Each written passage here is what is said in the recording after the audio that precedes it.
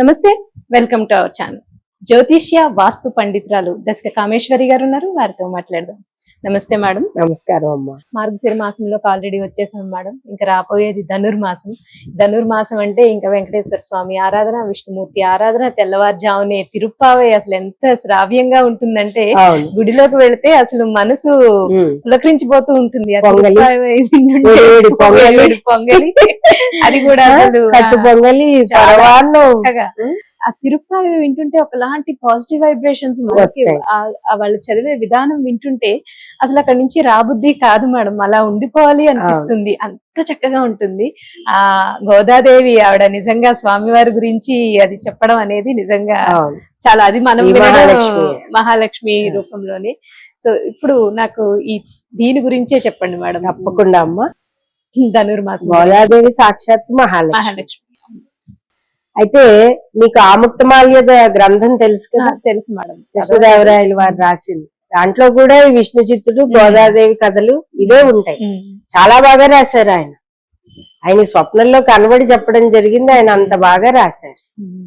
ఆవిడ ఏంటి ముందు ఆవిడ ముడుచుకుని ఇవి కృష్ణుడికి పెడితే బాగుంటాయా బాలేవా అన్నది, అలా దాని ద్వారా వచ్చిందే ఆముక్త మాల్యద అన్న పేరు కూడా. ఈ గ్రంథాన్ని చదివితే ఈ మాసంలో ధనుర్మాసంలో చాలా బాగుంటుంది, మంచిది, మంచి శుభ ఫలితాలు వస్తాయి. ఈ గ్రంథం ఒకటి చాలా విశేషమైనది. తర్వాత భగవద్గీత పారాయణ, తర్వాత రవి సంక్రమణం ఎప్పుడైతే ధనుర్రాశిలోకి వృశ్చిక రాశి నుంచి రవి సంచారం చేస్తాడో అక్కడి నుంచి ధనుర్మాసం ప్రారంభం.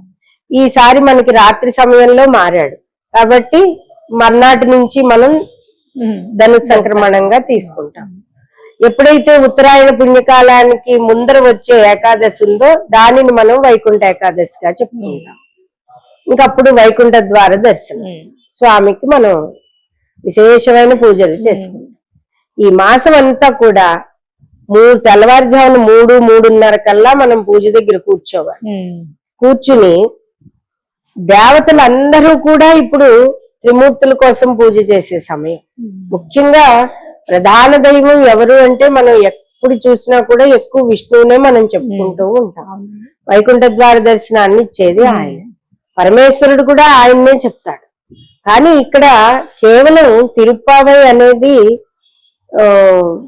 ఒక్క విష్ణుమూర్తికే కాదండి, శివుడికి కూడా ఉంది అన్నది మనకి శ్రీ పూజ్య గురుదేవులు సామవేదం వారి ద్వారా మనకి చాలా ఎప్పటి నుంచో ఇది ఈ పద్యాలన్నీ కూడా చెప్పడం జరిగింది. వారి దగ్గర పుస్తకాలు కూడా ఉన్నాయి.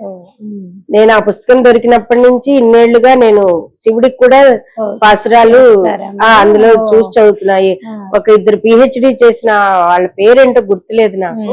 ఆ పుస్తకం నా దగ్గర ఉంది, అక్కడ దొరుకుతుంది. ఆ పుస్తకం మీరు ఋషిపీఠం ద్వారా ఎవరన్నా తెప్పించుకోవచ్చు. చాలా బాగా అందులో తాత్పర్యంతో సహా వాళ్ళు ఆ శ్రీమూర్తులు రాయడం జరిగింది. అంచేత ఈ పాసురాలను చదువుకోవడం కేవలం విష్ణువు ఒక్కడే కాదండి, పరమేశ్వరుడికి కూడా మనం చేసుకోవచ్చు. చేసిన పాసురాలన్నింటినీ చదువుకోవడం. అందులో ఏంటంటే ప్రధానంగా మీకు మొదలే ఇంకా పడుకున్నారే లేవమని చెప్తుంది. దాంతో శ్లోకాలతో ప్రారంభం అయ్యేది. నిద్రపోవడం ఏమిటి, మీకు ఎలా నిద్ర పడుతుంది ముందరే ఇంత అక్కడ కృష్ణుడు ఉన్నాడు మనం పూజించాలి అని అందరినీ కూడా నిద్రలేపి పూజకి తీసుకెళ్లి పూజలు చేయించడం, అవన్నీ గొప్పగా చాలా చక్కగా విశేషంగా చెప్తారు.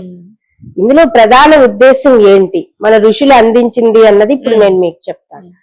సైంటిఫిక్ గానే ఆ రోజునే మనకి ఋషి విజ్ఞానం మనకి చెప్పబడింది. ఆరోగ్యపరమైన వాతావరణం ఇప్పుడు ఏంటంటే తేమ చలి ఎక్కువగా ఉంటుంది. ఈ వాతావరణంలో ఏంటంటే కావలసిన పదార్థాలు మిరియం, ధనియం, జీలకర్ర, సొంటి వీటికి ప్రధానం. ఈ నైవేద్యాల్లో కూడా ఈ పదార్థాలనే ఎక్కువ వాడతారు. ఎప్పుడైతే రాత్రి సమయం ఎక్కువగా ఉంటుందో పగల సమయం తక్కువగా ఉంటుందో ఇప్పుడు అనారోగ్య వాతావరణం మీకు ఎక్కువ కనబడుతూ ఉంటుంది. అందుకని ఋషి విజ్ఞానం మనకి ఏం చెప్తుంది, ఈ సమయంలో మీరు ముందు పొద్దున్నే లేవండి, లేచి భగవంతుడి దగ్గర స్నానం చేసేసి చక్కగా కూర్చుని ప్రధానమైన నిర్మలంగా భగవంతుడిని సేవించండి. మీకు అప్పుడు వాతావరణంలో కూడా అనుకూలమైన మార్పులు ఏర్పడి సమయానుకూలంగా మీరు చేసే ఈ పూజల వల్ల, ఈ నక్తావ్రతాల వల్ల, ఈ స్నానం వల్ల కూడా మీకు చక్కటి ఫలితాలు వచ్చి దేహ ఆరోగ్యం చేకూరుతుంది. మానసికంగా కూడా మనకి కొన్ని పరితాపాలు ఈ సమయంలో ఏర్పడే సమయం, ఇవన్నీ కూడా కొట్టుకుపోతాయి. ఇక ధనుర్రాశి అనేది భగవంతుడు నవాంశ, భగవంతుడు మనకి ఎక్కువ పుణ్యకాలం ఇచ్చే సమయం, దేవతలందరూ కూడా కేశవుల్ని పూజించే సమయం, బ్రాహ్మీ ముహూర్త సమయం.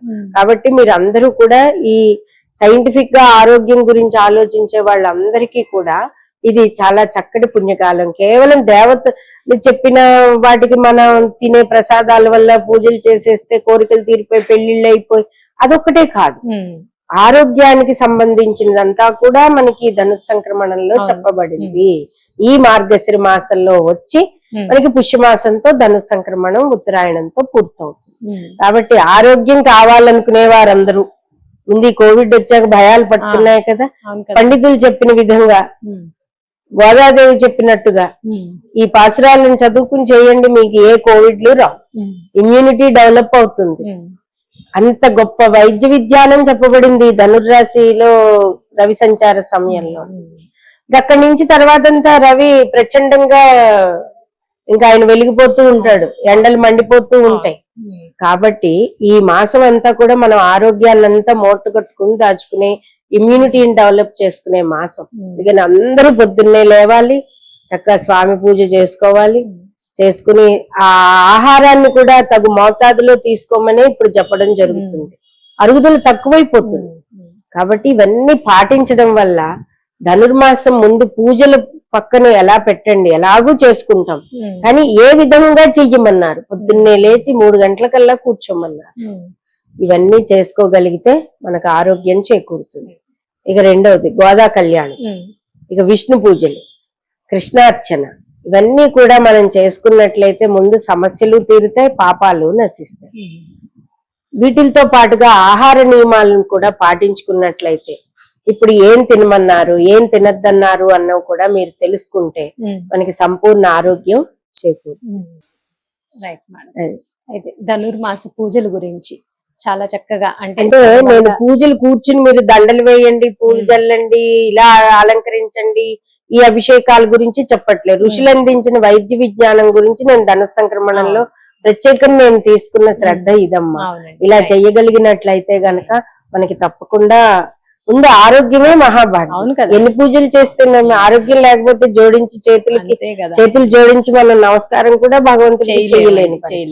అంచేత బ్రాహ్మీ ముహూర్త సమయంలో తిరుప్పావేలు పాసురాలు చదవకపోయినా కృష్ణ మంత్రం గాని శివ మంత్రం గాని ధ్యానం చేసుకున్నట్లయితే 2 పూటలా చెప్పిన సమయాల్లో నిద్ర లేచి అప్పుడు ఆరోగ్యం చేకూరుతుంది, మనస్సు కూడా ప్రశాంతంగా ఉంటుంది. మనం చేయబోయే పనులన్నీ కూడా ప్రశాంతంగా చేస్తాం. అంటే మన పూర్వీకులు చేసిన విధానమే మీరు చెప్పారు, ఇప్పుడు మనం మర్చిపోతున్నాం. పోను 10 గంటలకైనా దీపం పెట్టొచ్చు, 11 గంటలకైనా దీపం పెట్టొచ్చు అనేది కాకుండా ఆ చేసే పూజే పెద్దగా చేసేయకుండా ఆ చేసే పూజే చక్కగా తెల్లవారుజామున 3-3:30 లేచి సాయంత్రం చక్కగా చేస్తూ మనము రౌరవాది నరకాలు అంటాం కదా, క్రిమికీటకాలతోటి మనం కొట్టించుకోబడే సమయం ఇది. అవి తెలియని సూక్ష్మ క్రిముల ద్వారా మనకి కొన్ని రకాలైన ఇబ్బందులు వస్తున్నాయి మనకి. సో దట్ దాని మూలంగా ఏంటంటే వీటిని తప్పించుకోవాలి అంటే ఈ ధనుర్మాస పూజలు మనకి చాలా అవసరం. ఈ నూనె దీపాలు చక్కగా పెట్టడం వల్ల క్రిమికీటకాలు నశిస్తాయి. చంద్రాలే స్నానం చేసి ఇల్లు వాకిలు శుభ్రం చేసుకుని తగు ఆహారం తీసుకుంటే అనారోగ్య సమస్యలు రాకుండా ఉంటాయి.